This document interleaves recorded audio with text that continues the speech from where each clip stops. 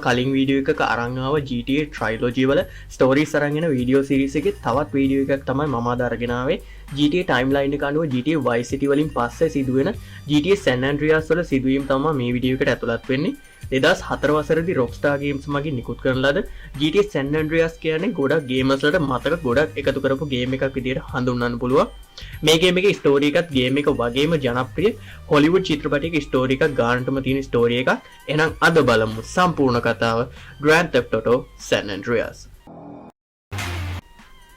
1992 වසරේදී වසර 5කට පස්සේ කාල් ජොන්සන් හෙවත් CJ ලොස් සැන්ටෝස් වලට එන්නේ ඔහුගේ අම්මට අවසන් ගෞරව දක්වන්න මේ ගමන අතරතුර ක්‍රෑෂ් නමින් හඳුන්වන පොලිස් කාර්යාංශයට අයිති දූෂිත නිලධාරීන් ෆ්‍රැන්ක් ටෙම්පනි සහ එඩි පුලෑස්කි විසින් CJව අත්අඩංගුවට අරගන්නවා පොලිස් නිලධාරී පෙන්ඩල්බරිගේ මරණයට CJට චෝදනා කරන ඔවුන් CJ පිට වරද පටවනවා ටෙම්පිනීගේ සහ පුලෑස්කිගේ දූෂිත වංචාගෙන දැනගෙන ඉහළ පොලිස් තනතුරු වලට ඒ බව දැන්වීමට ගත් උත්සාහය අතරතුර තමයි මේ පොලිස් නිලධාරියා ටෙම්පනි සහ පුලෑස්කි විසින් ඝාතනය වෙලා තියෙන්නේ ඒ වරද ඔවුන් ඔවුන්ගේ බලය භාවිතයෙන් CJ පිට පටවනවා ඔවුන්ගේ දූෂිත ක්‍රියාවලට උදව් කළොත් පමණක් CJව මේ චෝදනාවෙන් මුදවන බව ඔවුන් පවසනවා ඉන්පසු CJව ඔවුන් ඔවුන්ගේ වාහනෙන් එළියට දානවා CJ ඉන්පසු තීරණය කරනවා තමන්ගේ මිතුරු කල්ලිය බලන්න යන්න ග්‍රෝ ස්ට්‍රීට් එකට CJගේ නික්ම යාමත් සමග වසර 5ක් ඇතුළත වැඩි බලය අල්ලගන්න ග්‍රෝ ස්ට්‍රීට් කල්ලියේ සතුරු කල්ලිය වන බෝලස් කල්ලිය සමත් වෙලා තිනවා ග්‍රෝ ස්ට්‍රීට් වලදී බිග් ස්මෝක්ව හමු වීමෙන් පසු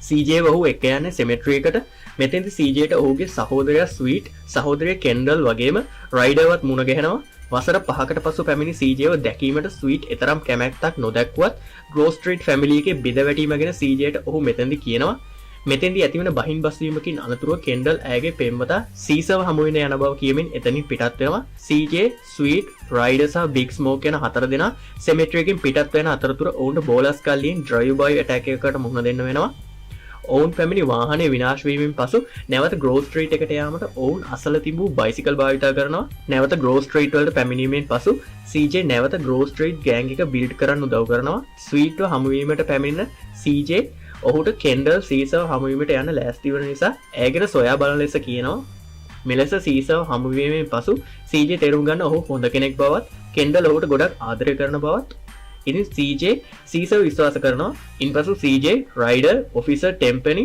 ස්මෝක් ඇතුළු අයට උදව් කරමින් ඔවුන්ගේ ජොබ්ස් කම්ප්ලීට් කරමින් කාලය ගත කරනවා ඒ වගේම ජෙෆ්රි හෙවත් OG ලොක් නම් තරුණයාට ඔහුගේ රැප් කරියර් එකේ ඉදිරියට එන්නත් CJ උදව් කරනවා ඒ ප්‍රසිද්ධ රැප් ගායක මෑඩ් ඩොග්ගේ රයිම් බුක් එක සොරකම් කර OG ලොක්ට ලබා දීමෙන් මේ අතරතුර ස්වීට් ආරංචියක් ලැබෙනවා ජෙෆර්සන් කියන හෝටලේදී ප්‍රදේශයේ කල්ලි අතර සාකච්ඡාවක් තිබෙන බව මේ සඳහා සියලු කල්ලි සහභාගී වන නිසා මේ අවස්ථාව ග්‍රෝ ස්ට්‍රීට් කල්ලිය වෙනුවෙන් ප්‍රයෝජනයට ගැනීමට ස්වීට් තීරණය කරනවා CJ ඇතුළු අනිත් අයගේ තීරණයට එකඟ වූ පසු ඔවුන් හෝටලේ ගාවට එනවා එක් කල්ලියක් නියෝජනය කිරීම සඳහා එක් පුද්ගලයෙකුට පමණක් සහභාගී විය හැකි බැවින් ස්වීට් ග්‍රෝ ස්ට්‍රීට් නියෝජනය කරමින් හෝටලයට ඇතුල් වෙනවා CJ ස්මෝක් සහ රයිඩර් වාහනය තුල රැඳෙනවා නමුත් හදිසියෙම මෙතනට කඩාවදින ලොස් සැන්ටෝස් පොලිසිය නිසා මේ සියල්ල අසාර්ථක වෙනවා වෙඩිහුමාරු අතරතුර ස්වීට් දමා ස්මෝක් සහ රයිඩර් වාහනේත් රැගෙන ගියත් CJ තම සහෝදරයාව බේරගන්න සමත් වෙනවා පොලිසියෙන් පලා යන අවස්ථාවේදී නැවතත් වාහනය රැගෙන ස්මෝක් සහ රයිඩර් ඔවුන් දෙදෙනා සිටින් තැනට එනවා ඉන්පසු හතර දෙනාම පොලිසියෙන් බේරි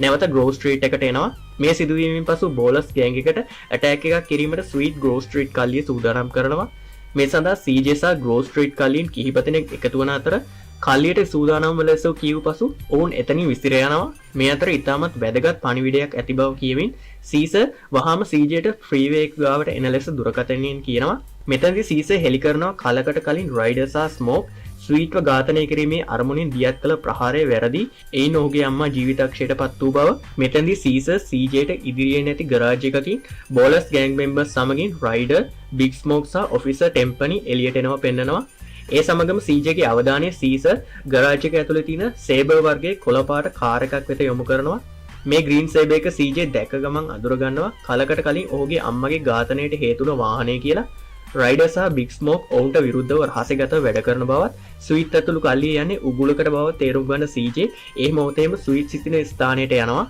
CJ එතනට යනකොට ස්වීට් ඇතුළු කල්ලිය උගුලට අසු වී අවසන් ස්වීට් වෙඩි වැදී ඇති බව CJ දකිනවා බෝලස් කල්ලියත් සමග වෙඩි හුමාරුවක් මෙතනදී ඇති වෙනවා වෙඩි හුමාරුව නවතින මෙතනට පොලිසිය එනවත් සමගම මෙතැදි CJ සහ ස්වීට් පොලිස් අත්අඩංගුවට පත් වෙනවා. CJ ඉන්පසු නැවත ටෙම්පෙනි සහ පුලෑස්කික යටතට පත් වෙනවා. ඔවුන්ගෙන් CJට දැනගන්න ලැබෙනවා අත්අඩංගුවට පත් වූ ස්වීට් ආරක්ෂිත බවත් පොලිස් රෝහලේ ප්‍රතිකාර ලබන බවත්. පොලිස් නිලධාරීන් මේ වෙලෙදි CJව ලොස් සැන්ටෝස් වලින් පිටත පිහිටි ඒන්ජල් පයින් ප්‍රදේශයට රැගෙනවිත් තිබුණා. මෙහිදී CJට පොලිස් නිලධාරීන්ගේ දූෂිත ක්‍රියා කිහිපයකට වෙන විකල්පයක් නැවතිව උදව් කරන්න සිදු වෙනවා. ග්‍රෝව් ස්ට්‍රීට් ෆැමිලි එකේ වෙන්වීම සහ ලොස් සැන්ටෝස් බෝලර්ස් ගෑන් යටතට පත්වීම හමුවේ CJ ඒන්ජල් පයින් වලදී මුදල් සොයාගන්න තීරණය කරනවා. ඒ සීසර් කෙන්ඩල් සහ තමන් වෙනුවෙන් ඔහු ද ට්‍රූත් සහ කැටලිනා එක මේ සඳහා සේවය යෙදෙනවා. මේ අතරතුර සීසර්ගෙන් CJට දුරකථන ඇමතුමක් ලැබෙනවා. සීසර් මෙතෙන්දි CJට කියනවා ඔහුට සහ කෙන්ඩල්ට මරණ තර්ජන එල්ල වුණ බව. මේ නිසා CJ වහාම ඔවුන්ට ඒන්ජල් පයින් වෙත පැමිණෙන ලෙස දැනුම් දෙනවා. ඉන්පසු ඔහු කාර් රේස් එකකින් ජයග්‍රහණය කරලා GTA 3 වල ප්‍රොටැගනිස්ට් වන ක්ලෝඩ්ගෙන් ගරාජ් එකක් දිනා ගන්නවා සැන් පියරෝ වල. මෙතෙන්දි CJට වූසි නම් ට්‍රයඩ් ලීඩර්වත් මුණ ගැහෙනවා. වූසි මෙතෙන්දි ඔහුට සේවය කිරීමට CJට අවස්ථාවක් ලබා දෙනවා. ගරාජ් එක දිනාගත් පසු සීසර් කෙන්ඩල් සහ ට්‍රූත්ගේ උදව්වෙන් ඔහු ගරාජ් එක වැඩි දියුණු කරනවා. මේ අතරතුර CJව හමුවීමට පැමිණෙන වූසි ලෝකෝ සින්ඩිකේට් නැමැති ගෑන්ග් එක ගැන හෙළි කරනවා. බෝලස් කලි ප්‍රධාන කොකේන් සප්ලයර් වන ඔවුන්ගේ සංවිධානය ඇතුලේ විනාශ කර බෝලස්ලට දැනෙන්න ගේමක් දීමේ අරමුණින් CJ ලෝකෝ සින්ඩිකේට් වල ප්‍රධානීන් එක්ක සුහදශීලීත්වයක් ආරම්භ කරනවා. ඒ අනුව ලෝකෝ සින්ඩිකේට් වල ප්‍රධානීන් තිදෙනා සහ ඔවුන්ගේ දකුණු අත ලෙස සිටි රයිඩර්වත් CJ මරා දමනවා. ඒ වගේම ඔවුන්ගේ ඩ්‍රග් ලැබ් එකත් CJ විනාශ කරනවා. ඉන්පසු CJට නාඳුනන පුද්ගලයෙකුගේ දුරකථන ඇමතුමක් ලැබෙනවා. ඔහු හමුවීමට ගිය පසු CJට දැනගැනීමට ලැබෙනවා ඒ වෙන කවුරුත් නෙමෙයි ලෝකෝ සින්ඩිකේට් වල නායක මයික් ටොරිනෝ කියලා. මීගෝස් ඇති බව සැලකූ ටොරිනෝ CJට පැහැදිලි කරනවා ඔහු ඩ්‍රග් ඩීලර් කෙනෙක් නොවන බවත් ඔහු අන්ඩර්කවර් ගවර්න්මන්ට් ඒජන්ට් කෙනෙක් බවත් ඔහුගේ වැඩවලට උදව් කළහොත් ඔහුගේ බලයෙන් ස්වීට්ව සිරෙන් නිදහස් කර ගැනීමට උදව් කරන බව පවසා ටොරිනෝ CJ සමග එකඟතාවයකට එළඹෙනවා. ටොරිනෝට සේවය කරන අතරතුර CJට දැනගන්න ලැබෙනවා වූසි ලාස් වෙන්චුරාස් වල අලුතෙන් කැසිනෝ එකක් ආරම්භ කළ බව. CJ වූසිටත් උදව් කරනවා සතුරු මාෆියා කැසිනෝ වලට එරෙහිව ඔහුගේ කැසිනෝ එක ඉදිරියට ගේන්න. නැවතත් පොලිස් නිලධාරීන්ගේ දූෂිත ක්‍රියාවකට පසු ටෙම්පෙනි CJ ඉදිරියේම පොලිස් නිලධාරී හර්නැන්ඩස්ව මරා දමනවා. ඒ උන්ගේ දූෂිත ක්‍රියා ඉහළ තනතුරු වලට දැන්වීම සම්බන්ධයෙන් CJ වද මරා දැමීමට පුලෑස්කිට අනකර ටෙම්පෙනි එතනින් පිටත් වෙනවා. මෙතැදි පුලෑස්කි CJ අතින් මරණයට පත් වෙනවා. රැප් ගායක මෑඩ් ඩොග්වත් සියදිවි හානි කර ගැනීමේ උත්සාහයකින් බේරගන්න CJ සමත් වෙනවා. ඉන්පසු මෑඩ් ඩොග්ගේ මැනේජර් බවට පත් වෙන CJ මෑඩ් ඩොග්ගේ කැරියර් එක නැවතත් බිල්ඩ් අප් කරන්න උදව් කරනවා. ඉන්පසු CJ අනිත් අයගේ උදව්වෙන් ලොස් සැන්ටෝස් එකට පැමිණ මෑඩ් ඩොග්ගේ මන්දිරය නැවත අල්ල ගන්නවා. මේ සිද්ධියෙන් පසු ටොරිනෝ CJ ඔහුට කළපු උදව් වලට පොරොන්දු වූ පරිදි ස්වීට්ව හිරෙන් නිදහස් කරනවා. ඉන්පසු ඔවුන් ග්‍රෝව් ස්ට්‍රීට් ෆැමිලි එක නැවත බිල්ඩ් අප් කරන්න කටයුතු සැලසුම් කරනවා. මේ අතරතුර ඔහු මෑඩ් ඩොග්ටත් උදව් කරනවා OG ලොග්ගෙන් ඔහුගේ රයිම් බුක් එක නැවත ලබා ගැනීමට. දිගින් දිගට මෙල්ල වූ දූෂණ චෝදනා මිනිමැරුම් චෝදනා මත පොලිස් නිලධාරී ටෙම්පෙනිව අත්අඩංගුවට පත් වෙනවා. නමුත් ප්‍රමාණවත් සාක්ෂි නොමැති නිසා ඔහු අප මත නිදහස් කරනවා. මේන් කෝපයට පත් ලොස් සැන්ටෝස් නගරවැසියන් රජයට විරුද්ධව කැරලි ආරම්භ කරනවා. මේ වන විට ලොස් සැන්ටෝස් නගරයේම එකම කාලගෝට්ටියක් වෙලා අවසන්. CJ ස්වීට් වගේම සීසටත් උදව් කරනවා ඔවුන්ගේ බල ප්‍රදේශ මේ වාතාවරණය හමුවේ ආරක්ෂා කරගන්න. මේ සඳහා මෑඩ් ඩොග් ට්‍රූත් වගේම අනෙක් ග්‍රෝව් ස්ට්‍රීට් ෆැමිලි සමාජිකයන්ගේද උදව් ලැබෙනවා. අවසානයේ CJගේ ඉලක්කය වෙන්නේ තවමත් සැඟවී සිටින බිග් ස්මෝක්. CJ සමත් වෙන ස්මෝක් ඉන්න තැන හොයාගන්න. මෙතෙන්දී ඇති වෙන වෙඩි හුවමාරුවකින් පසුව CJ බිග් ස්මෝක්ව මරා දමනවා. ඉන්පසු මෙතෙන්ට එන පොලිස් නිලධාරී ටෙම්පෙනි ස්මෝක්ගේ මුදල් වලින් ඔහුගේ කොටස රැගෙන පලා යාමට සහ CJව මරා දැමීමට සැරසෙනවා. උපාය මාර්ගයකින් CJ ඔහුගෙන් බේරුණු පසු කෝපයටපත් ටෙම්පෙනි ගොඩනැගිල්ලට ගිනි අවුලුවා පලා යනවා. ෆයර් ට්‍රක් එකකින් පලා යන ටෙම්පෙනිව ෆයර් ට්‍රක් එකේ ඉනිමගේ එල්ලි ස්වීට් ලුහු බැඳ යනවා. ගිනිගන්න ගොඩනැගිල්ලෙන් එළියට එන CJ මෙය දැක තමන්ගේ සහෝදරයාව අනතුරෙන් බේරගන්නවා. පලා යන ටෙම්පෙනිව ග්‍රෝව් ස්ට්‍රීට් අසල පාලවෙන් වැටි අන්තුරට ලක් වෙනවා. මෙම රියානතුරෙන් ටෙම්පෙනි මරණයට පත් වෙනවා. ටෙම්පෙනිගේ මරණයත් සමග කැරලි අවසන් වෙනවා. ලොස් සැන්ටෝස් ටියම්තාක් දුරකට නැවත යථා තත්ත්වයට පත් වෙනවා. සියල්ල අවසන් වීමත් සමග ග්‍රෝව් ස්ට්‍රීට් ෆැමිලි එක නැවත එකතු වෙනවා. මෑඩ් ඩොග් කියනවා ඔහු නැවත කැරියර් එක හදා ගැනීමත් සමග වර්ල්ඩ් ටුවර් එකක යන බව. ග්‍රෝව් ස්ට්‍රීට් ෆැමිලි එක නැවත එකතු වීමත් සමග CJ නැවත නේබර්හුඩ් එක හොඳින්ද බලන්න යන්න පිටත් වෙනවා. Carl, where are you off to now? Finna hit the block. See what's happening. ඉතින් එතනින් GTA San Andreas වල ස්ටෝරි එක අවසන් වෙනවා.